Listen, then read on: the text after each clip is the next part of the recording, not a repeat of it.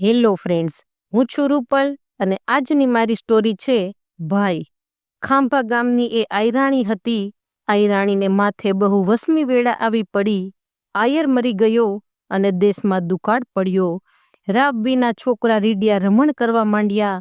દુખિયારી બાઈના મનમાં પોતાના ભાઈની એક જ ઓથ રહી હતી. પાડોશીને 2 હાથ જોડી વિનવણી કરી, બાપુ 2 દિવસ મારા ગભરૂડાને ટીપુ ટીપુ રાબ પાજો. ત્યાં હું મારા ભાઈને ઘેર આટો જઈને આવતી આવું છું. મિતિયાળા ગામના પોતાનો સગો ભાઈ રહે છે. ખાંભેથી પોતે હોંશે હોંશે મિતિયાળી ગઈ. ઘરના બારણામાં જ ભાઈને ઊભેલો ભાળ્યો, પણ ભાઈને તો કળજુગે ઘેરી લીધો હતો. એ લેણિયાત ક્યાંથી આવી? એટલું બોલીને આયર ઘરમાં પેસી ગયો.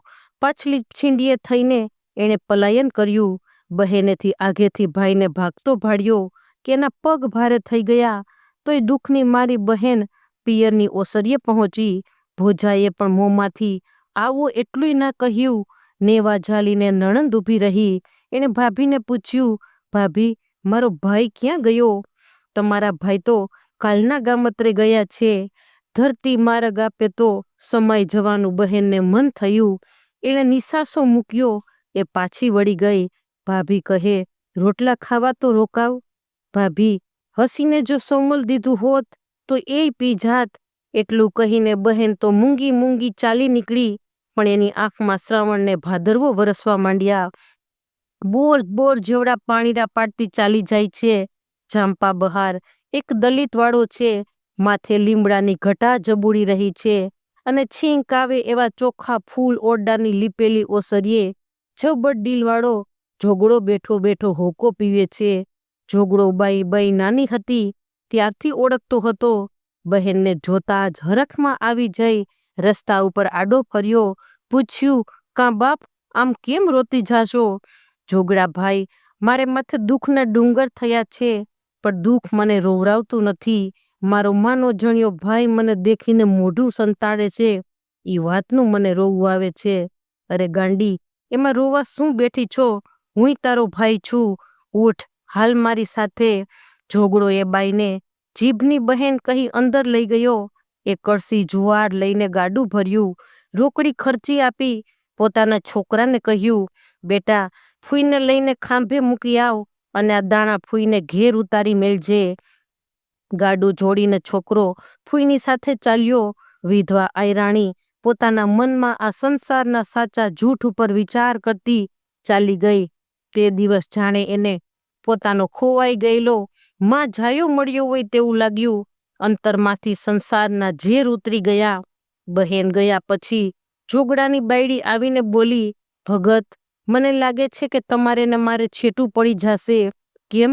જુઓ ભગત, છોકરો જો ખરેખર તમારા જ લોહીનો હશે તો ગાડું ને બળદ એને ફૂઈને આપીને આવશે, અને જો મારી જાતમાં કાંઈ ફેરફાર હશે તો ગાડું બળદ પાછા લાવશે.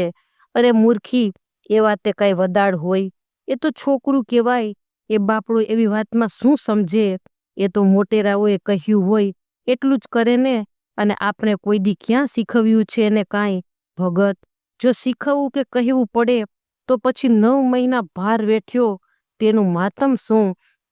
બીજે દિવસે છોકરો હાથમાં એકલી રાસ ઉલાડતો ઘેર ચાલ્યો આવે છે. સાંભળીને પૂછ્યું, બેટા ગાડું બળદ ક્યાં ગયા? ફૂઈને દીધા? કાં બાપા, તમે એના ભાઈ થઈને એને કાપડું દીધું અને હું ફઈને ફૂયારું ન આપી આવું?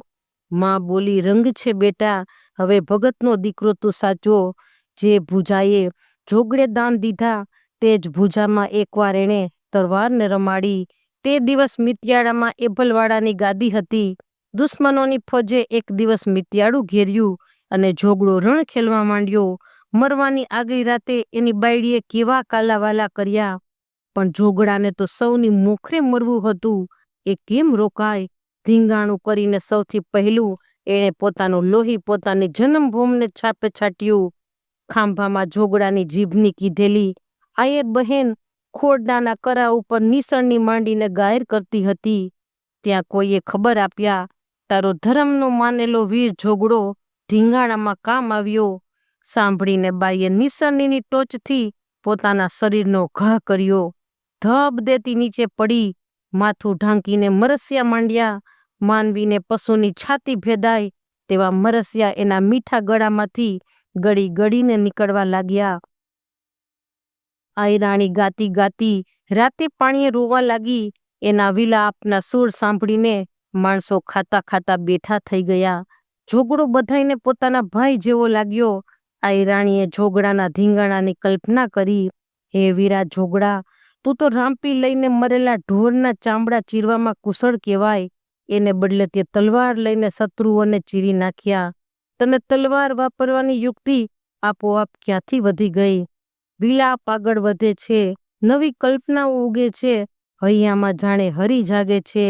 હે જોગડા ભાઈ, તું તો દલિત, પણ જમણમાં તારે તો હંમેશા સૌથી છેલ્લે બેસવાનો વારો આવે.